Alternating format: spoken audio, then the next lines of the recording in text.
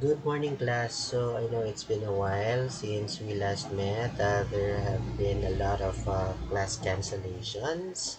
And I hope naaalala niyo pa yung mga topics na na-discuss natin so far. Okay? So, the reason I created this video para at least in case that there will be additional class suspensions in the next few weeks, right before your midterm, and also we need to consider as well yung incoming sports fest ninyo. So at least you'll have something that you can actually view, okay, at your spare time, okay? So you can study on your own even though asynchronous tayo, okay? So I will be requiring probably just an individual activity instead of recitation because medyo kahol na tayo sa oras, okay? So at each topic or at right after each lecture, recorded lecture that I'll be creating, I'll be sending you guys some activities, okay, for you to answer. And it's also in the form of Google Forms para at least you can go ahead and answer it on your own, okay, at your most convenient time para hindi na sacrifice yung learning process natin, okay, for this semester. Now, before I continue, guys, let's just have a brief recap, okay, no na-discuss natin last time. So, as you can see on the screen, guys, so we have the accounting cycle overview. So, we actually discussed, guys, yung business transactions natin, okay? And towards the end of our last meeting, so we discussed as well some of the business transactions, the accounting cycle. If you can still remember, guys, walo yan. Okay, and some books will actually give 10. Okay, but the most common, guys, is these 8 steps. Okay, ito na lang i-follow natin. Okay, para hindi kayo masyadong maguluhan. And this is actually gonna be the coverage of our midterm exam. Okay, lahat ng topic na yan. So, it will be an application. So, we cited some of the examples ng mga business transactions in preparation sa next step natin. Okay, so at this point, guys, we have step 1, okay, which is yung identification ng business transactions, okay, or ng mga economical events na pwede natin i-record sa libro, okay, sa company's books. We have these examples and we have also defined, guys, 'di ba? Or yung na-mention natin yung debit side, okay? And the credit side ng isang T account. So for each account, guys, ginagawa niyo siya ng isang T account. And we have yung left side ng T account, which is the debit side, and the credit side. So if you can notice, guys, this is an asset, guys. And ang normal balance niya is, sabi natin, is yung debit, di ba? Kasi that is also one way of increasing the value of this particular account, which is on the debit. So every time na makikita nyo na kinikredit ang account na to as an asset, so that means nagde-decrease yung value niya. Okay? So ito yung normal balance niya, and the opposite, which is the credit, actually decreases the value of this particular account.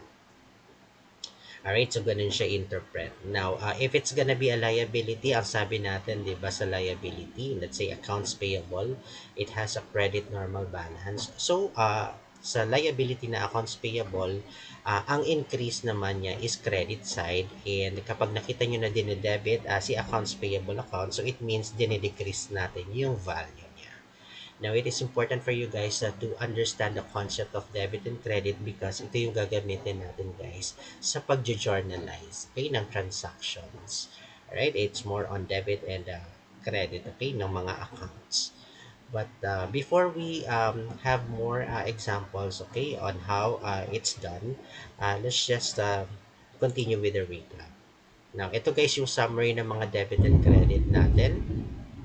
So notice, guys, asset is being increased on the debit side. So ito yung normal balance niya.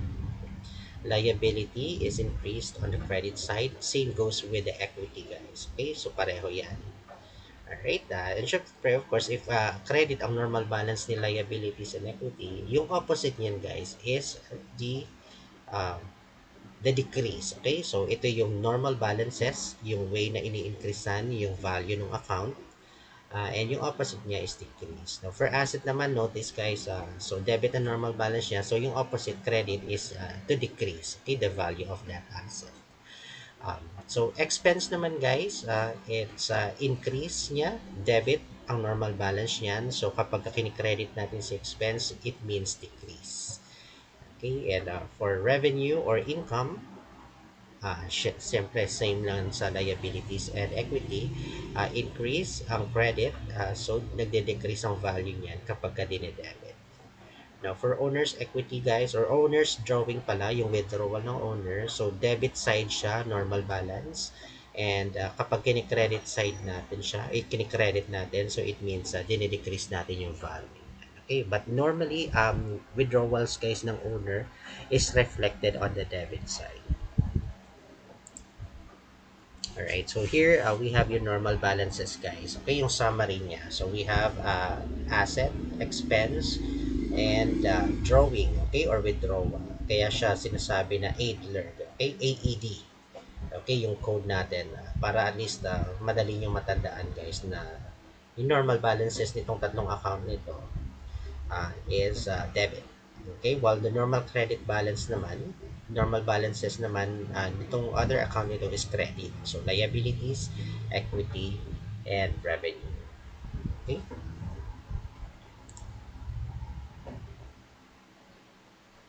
Alright, quick reference cheat sheet natin. At tatandaan nyo yun guys, debit increases assets, expenses, and owner's drawing.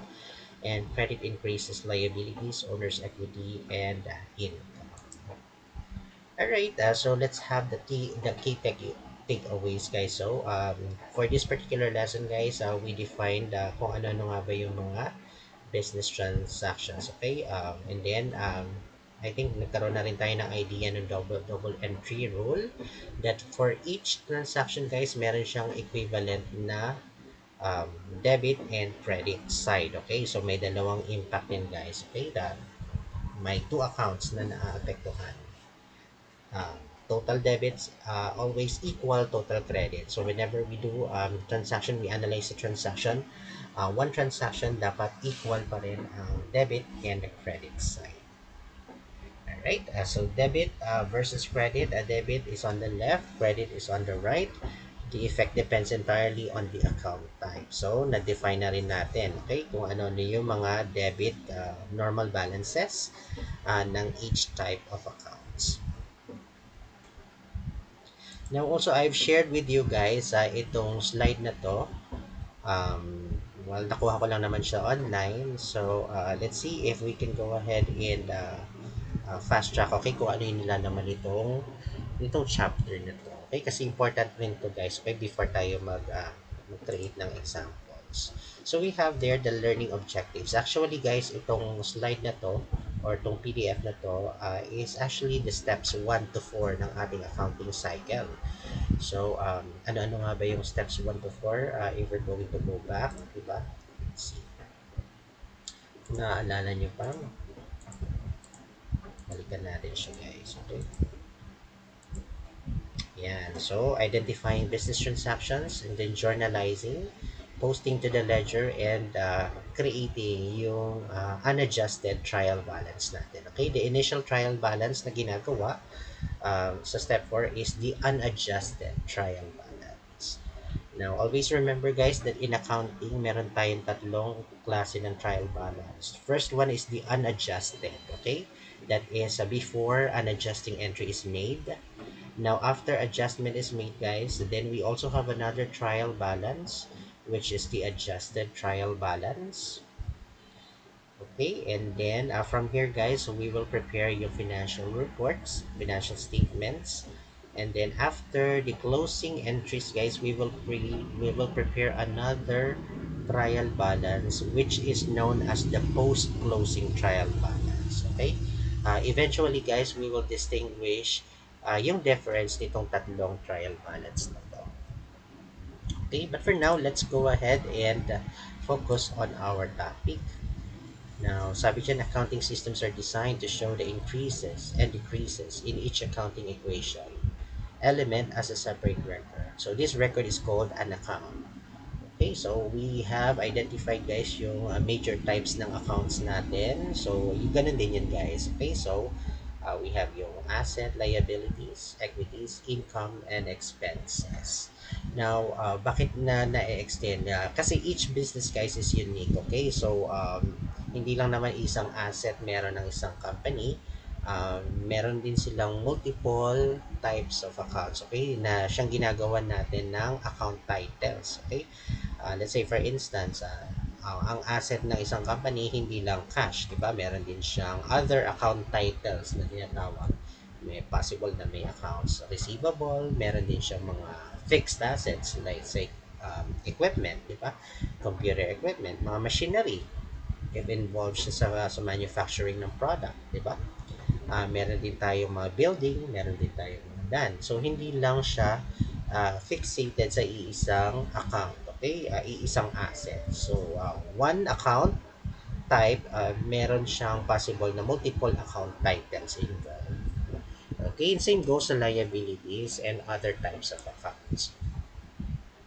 Now, this is actually an example for Net Solutions, guys. Okay, but before that, let's discuss ulit yung T account. So, again, T account, we have here, guys, yung account title name. Let's say, for instance, sa asset natin, di ba? We have cash. Cash is actually an account title, okay, for an asset.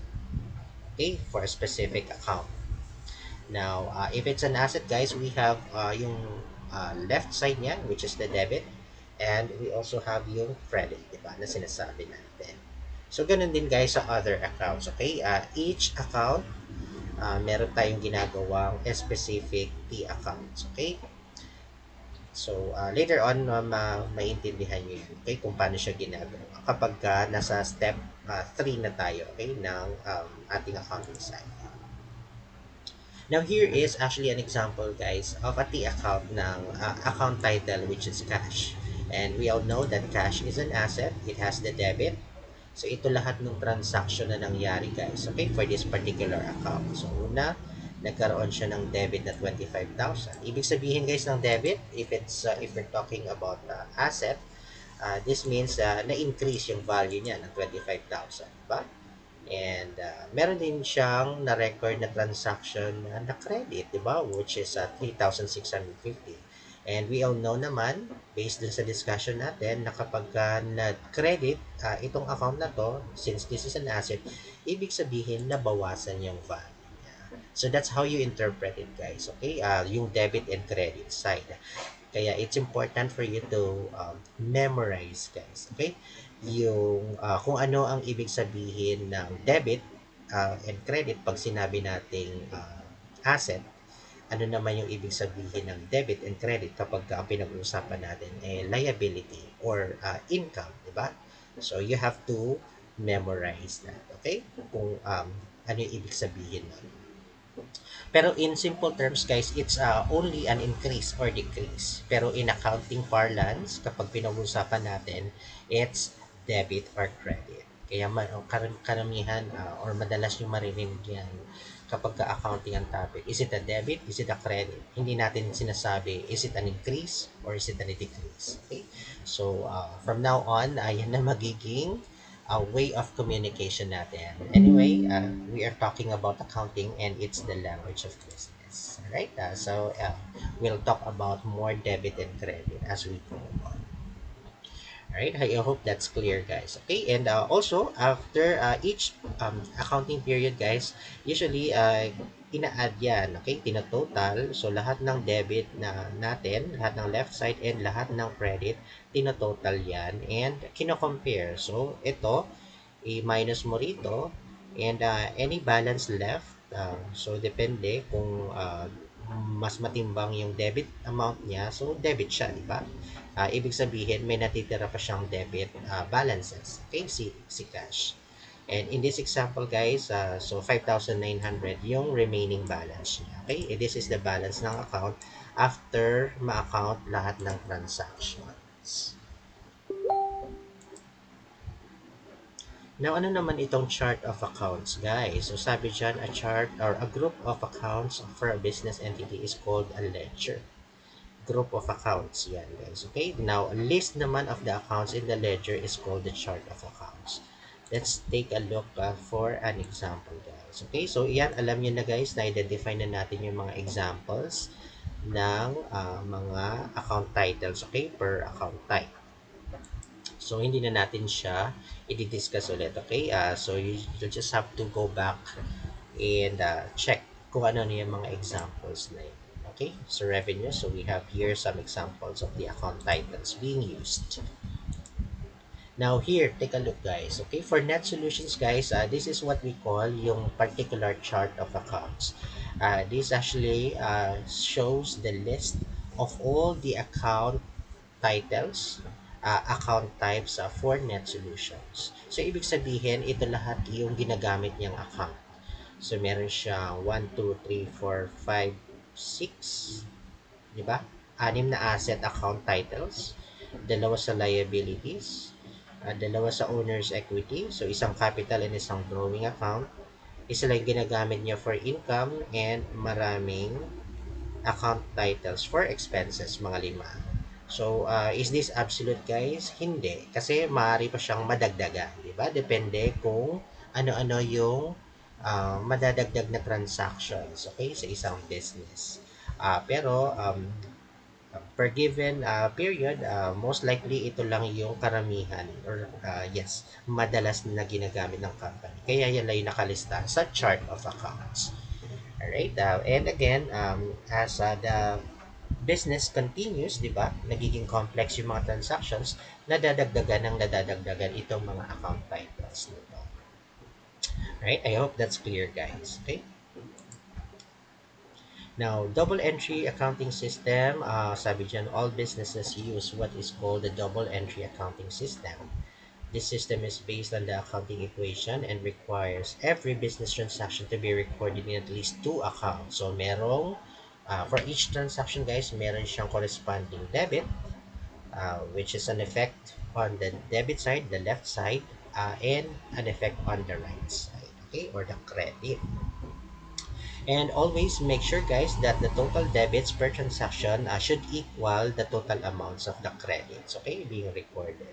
Kasi if hindi nyo i-check, guys, yung equality ng debit and credit, magkakaroon na kayo ng problema later on sa paggawa ng trial balance and of course sa pag-generate nyo ng mga reports. Okay? Kasi yan ang pinaka-foundation, guys, ng accounting cycle natin. So the moment magkaroon ka ng mali sa umpisa, definitely ang ending output mo is mali na talaga. Right? I hope that's clear.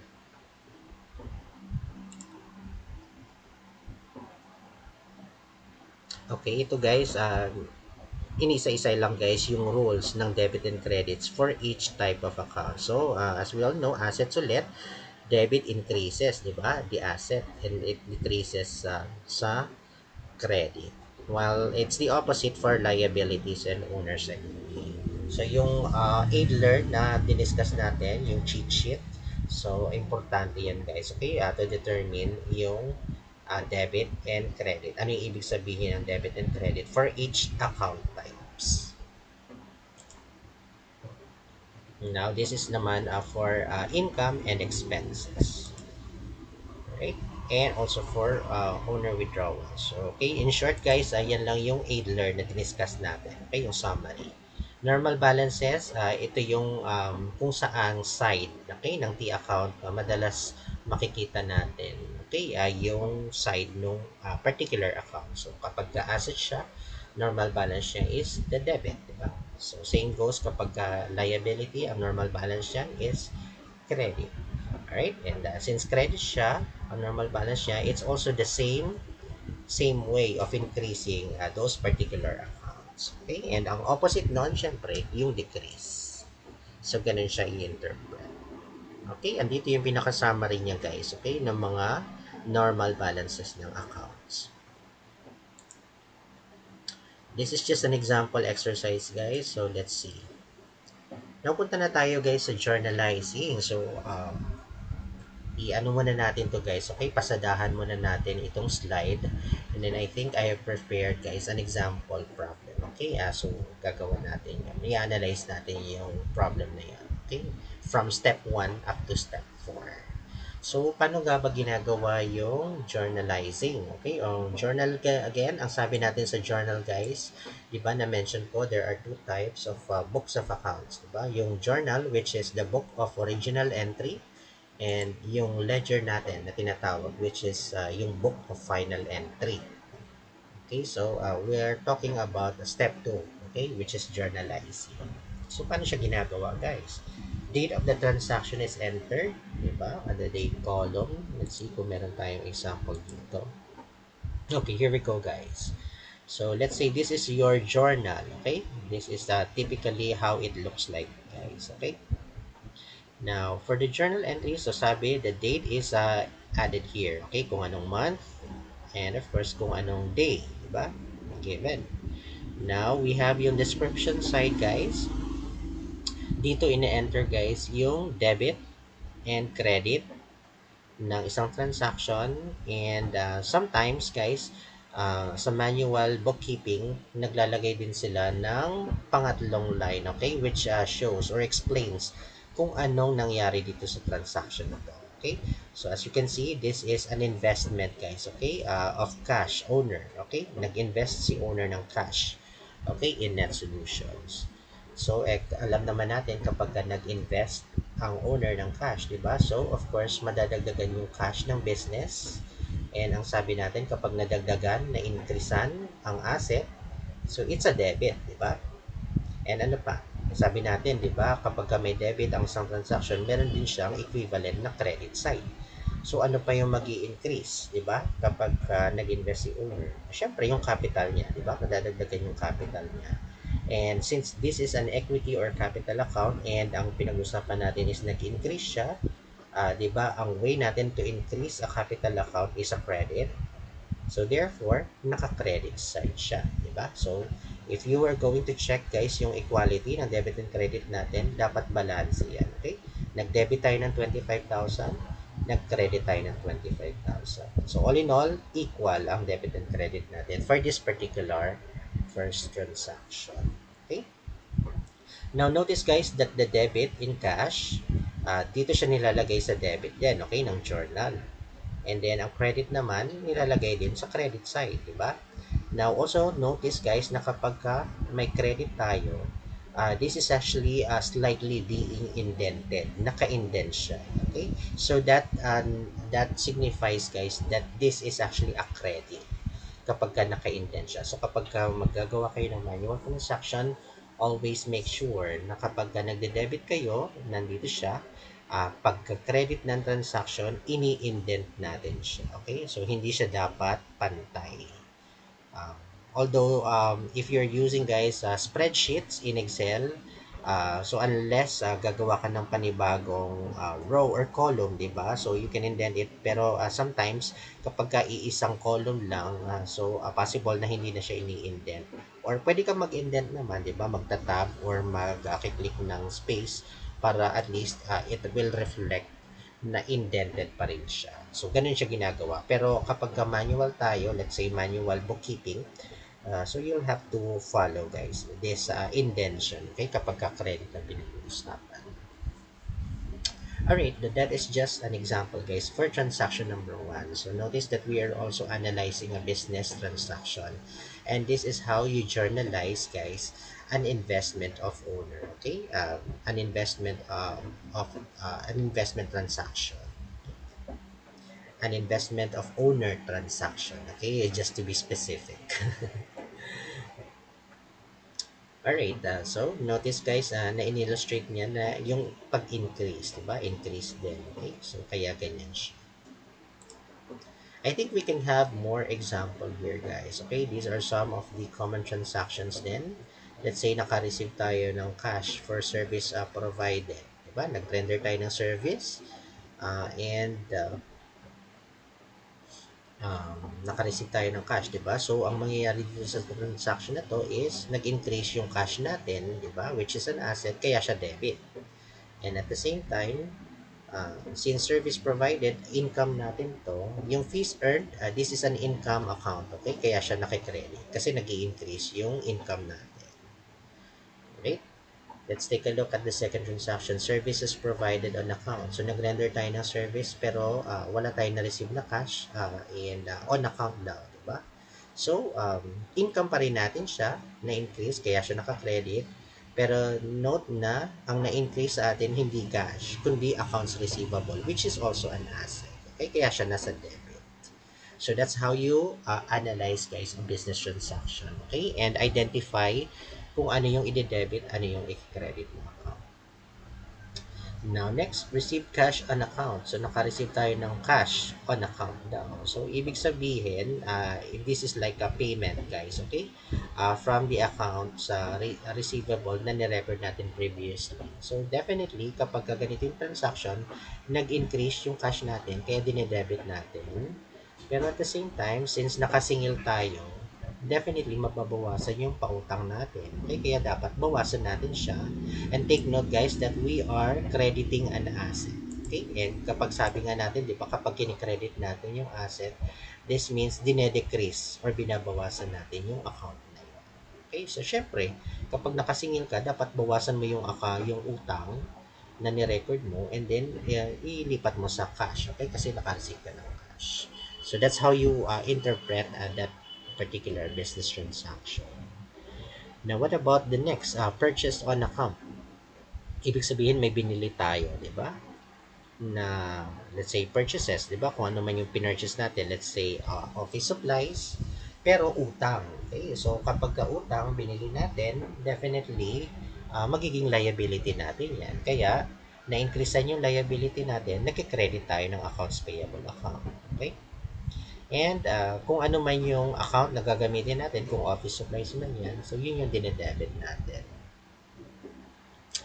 Okay, and paid on account naman, of course, binayaran daw natin yung utang natin. So, syempre, yung in-increase nating accounts payable previously, babawasan natin. Kaya tingnan nyo, yung liability this time is dinedebit natin to signify na binabawasan natin yung utang natin.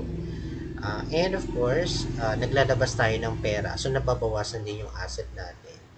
And asset is being decreased by way of credit. Okay, kaya nasa credit cash tayo. Okay, nabawasan yung cash natin.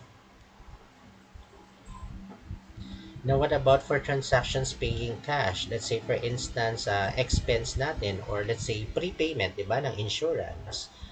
So, kaya sinasabi niyan guys, it's either asset or expense account, okay? O kung yung dinedebit natin.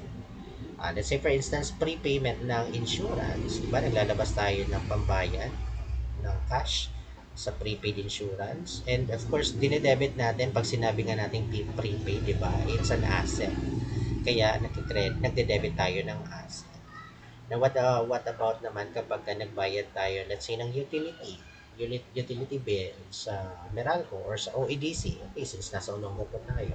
So, we are debiting an expense account. So, ini-increase na natin si expense. Let's say, utilities expense debit. And since nagbayad tayo, so nagkikredit tayo ng cash. So for owner investments guys, ito yon yung example natin kanina sa journalizing, diba? So we're debiting cash and we're crediting a capital account. Kapag ka-withdrawal naman guys, so we are debiting the drawing account. And of course, since nag-withdraw si owner, nababawasan yung cash natin. So nagkikredit tayo ng cash. Alright, so these are actually the common business transactions na mai-encounter natin. And ito yung corresponding debit and credit, okay, ng particular business transactions. Okay, following yung double entry system. Now, let's analyze guys itong transaction B naman, okay? So, let's see. So, sabi dyan, November 5, nagbayad daw tayo ng 20,000 for the purchase of land. So, may binili tayong land. Land is in a form of asset din. So, di ba? So, magi-increase yung land natin kasi binili natin. So, kapag ka nag-increase ang land, which is an asset, so dinedebit natin siya. Kaya, nagkakaroon tayo ng debit dito, guys. Okay? And syempre, ang pinambayad natin is another asset. Di ba? Cash. Nagbayad tayo ng cash, $20,000. So, therefore, binabawasan din natin yung cash. Kaya siya naka-credit cash. Alright? And of course, sa journalizing entries, meron siyang nakanote kung ano yung description, okay? Para saan itong entry na to. Take note as well, guys, the date, okay? November 5. So that's how you create the journal entry, guys, okay? For this transaction. And of course, yung analysis andito na lang, guys. Okay? So, balikan nyo na lang to if in case you need to review. Now, nagbayad tayo ng supplies on account, di ba? So, hindi sinabi kung supplies, pero ang nangyari, guys, is dinebit natin si supplies, which is an asset account. Okay? Instead of expense. Okay? Bakit? Ano ba yung distinction natin, guys, between asset and expense? Kapag nire-record kasi natin siya as an asset, ibig sabihin, we are still expecting na meron tong future economic benefit sa atin. Alright? Unlike sa pag-expense mo, let's say for instance utilities. So nagamit na natin siya, 'di ba? May in-expect pa ba tayo pakinabang dito? In the future, wala na kasi nagastos na natin, 'di ba? Na napakinabangan na natin yung electricity. So next month, panibagong bill na naman kasi panibagong consumption na naman. So i-expense din natin 'yun kasi wala na siyang future benefit. So panibagong expense na lang siya. Okay? In terms of utilities. Okay, but in this case, guys, nag-debit siya ng asset. So ibig sabihin itong supplies na to magagamit pa natin, may future benefit pa to. Um, kaya nire-record muna natin siya as an asset. And notice, guys, nag-increase yung asset kaya nagde-debit tayo, di ba? And on account. So pag sabi natin on account, inutang natin, wala tayong nilabas na pera. Kaya ang ini-increase na natin is a liability account. Okay, hindi nababawasan yung cash natin. So, sabi dyan, credit natin is accounts payable. Kaya, nag-increase, di ba? Nag-increase si utang natin in relation to this transaction. Okay, so I hope that's clear, guys. Okay, that's how you will analyze. So sa umpisa, medyo mabagal. Kailangan yung intindihin kung ano talaga yung nangyari sa transaction. But eventually, guys, magagamay nyo rin siya. Okay, through practice. Okay, so let's continue. What about this transaction, guys? Okay, paano siya gino-journalize? November 18, so we have the date, di ba? Given. Naka-receive daw tayo ng cash, okay, for services provided. So we debit cash and we credit fees earned. Okay, fees earned is an account, a revenue account, okay, an income account. So, nag-increase si income, naka-credit siya, nag-increase din yung asset natin, so naka-debit siya, okay.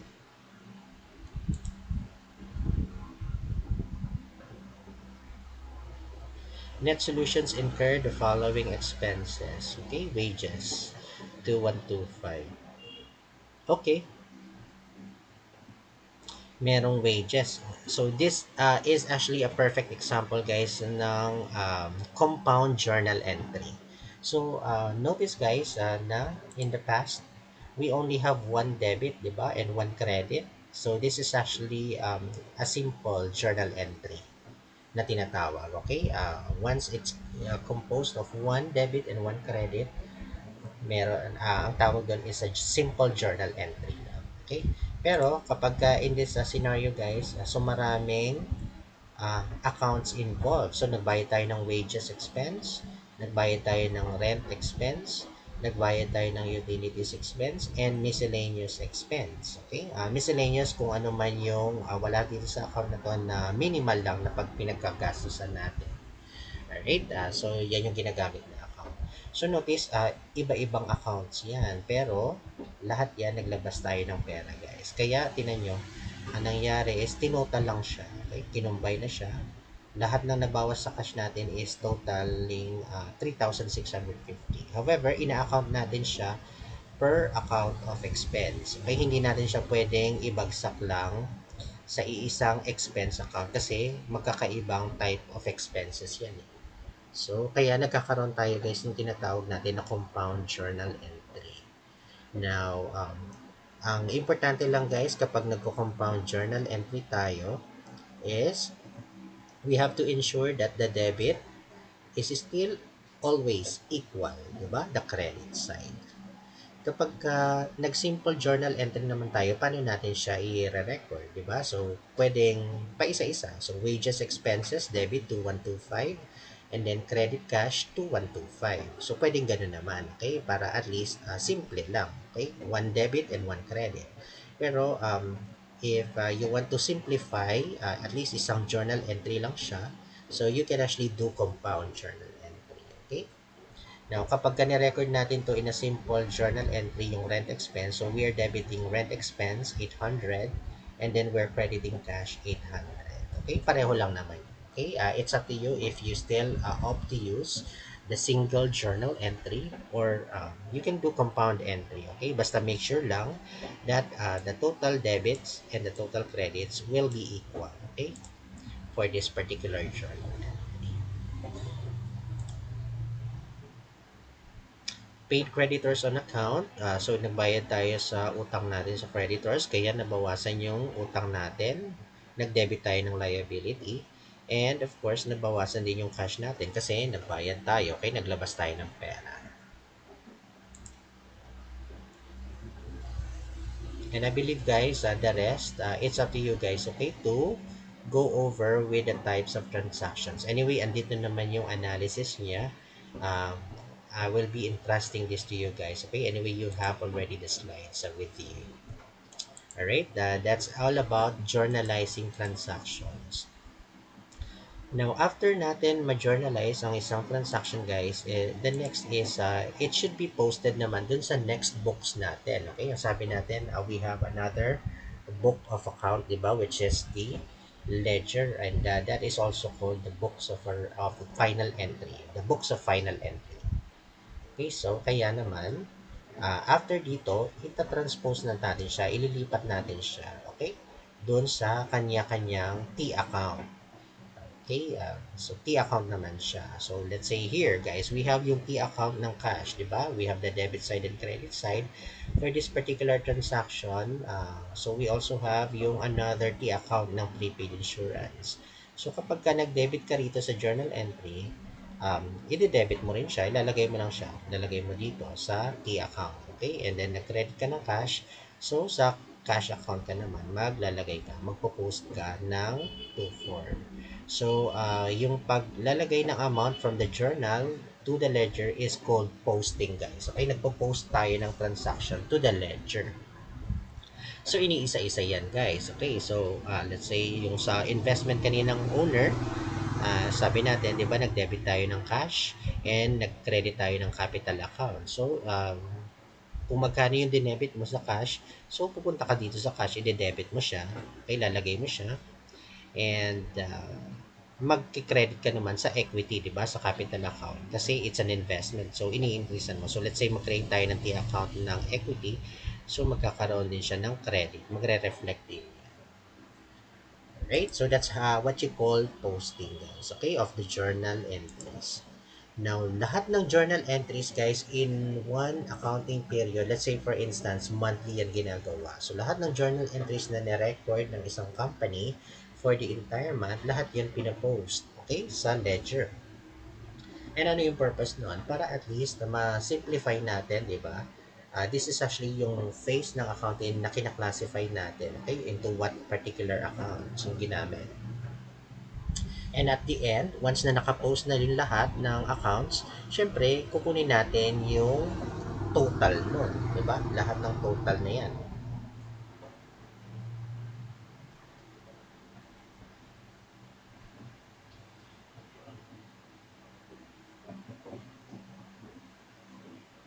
Now, this is an example, guys, of posting. Okay, so this is actually the ledger, while this is actually yung journal entry natin kanina.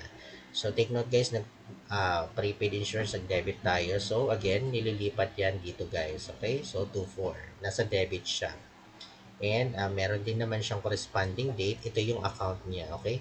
This is actually, guys, huwag kayong malilito. This is also another, this is what you call yung ledger, okay?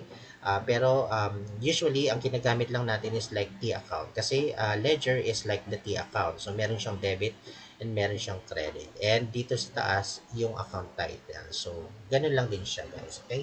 Medyo may mga nadagdag lang na other columns like the date and yung item. Dito sa item, guys, this is like yung description. Ito yon.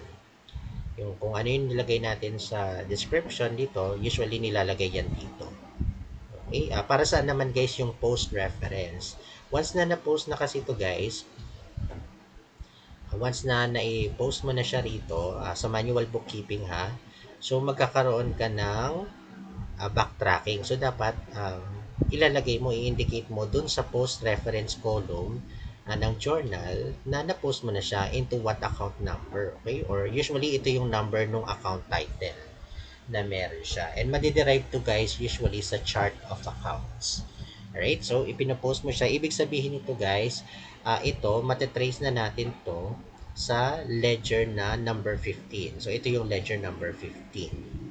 Itong credit naman na ito na cash dito sa journal na to, mayroon na siyang post reference na nakalagay. Pwede natin siyang matrace dito sa account number 11. Okay, ito yung account number 11. So, andun na siya. Naka-credit. Alright, so that's how you do it. Now, in a ledger, guys, sometimes they do have yung tinatawag natin na three-column ledger. Okay?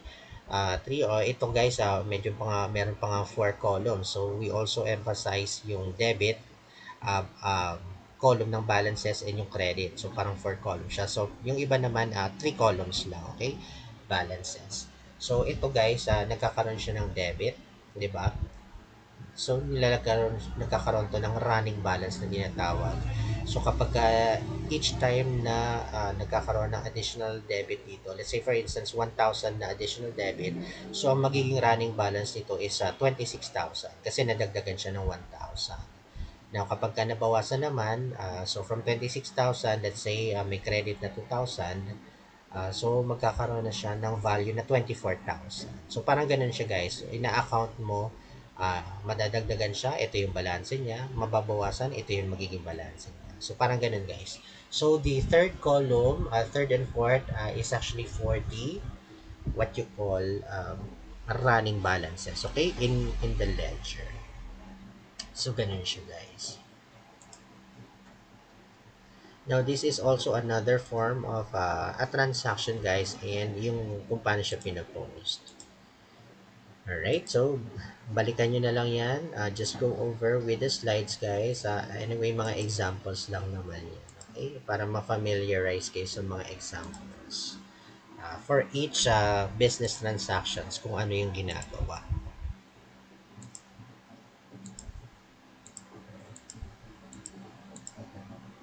Now, after ma-post, di ba sabi nga natin, lahat yan dapat pinapost.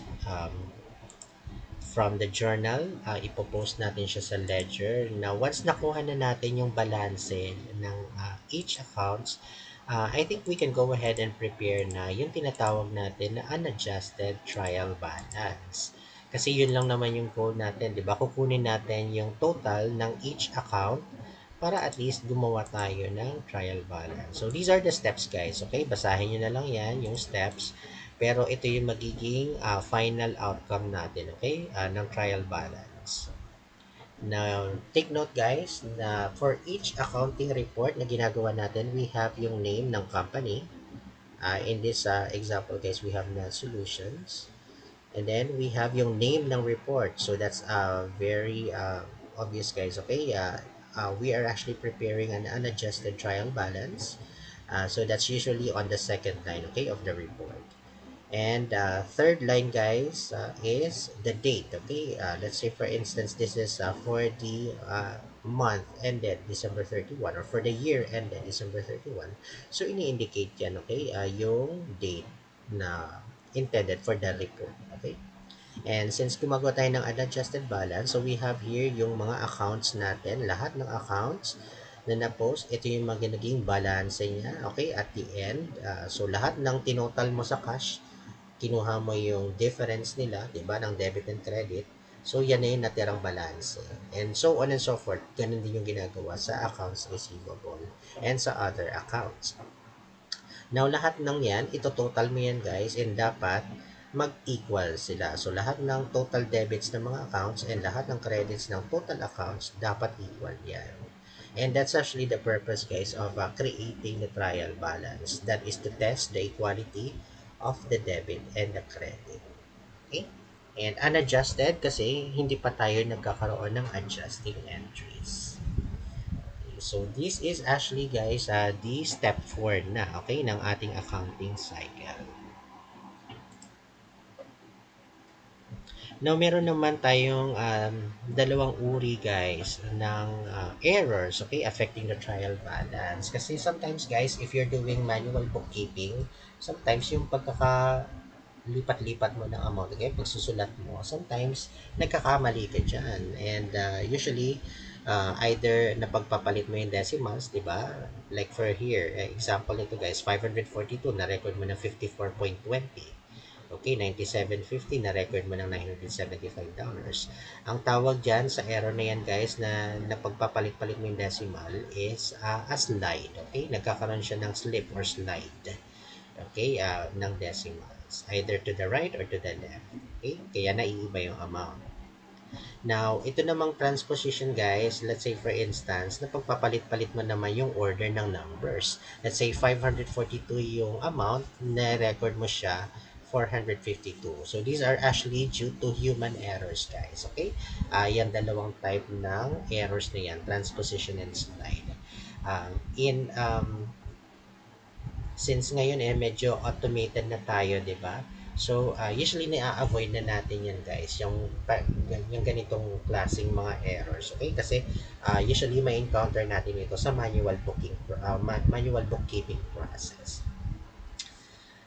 Sa ano kasi sa automated spreadsheets, 'di ba? Yung mga Excels kapag automated na siya, kung ano yung na-record mo sa journal entries, usually mata-transpose na siya automatic dun sa next process, okay, sa trial balance.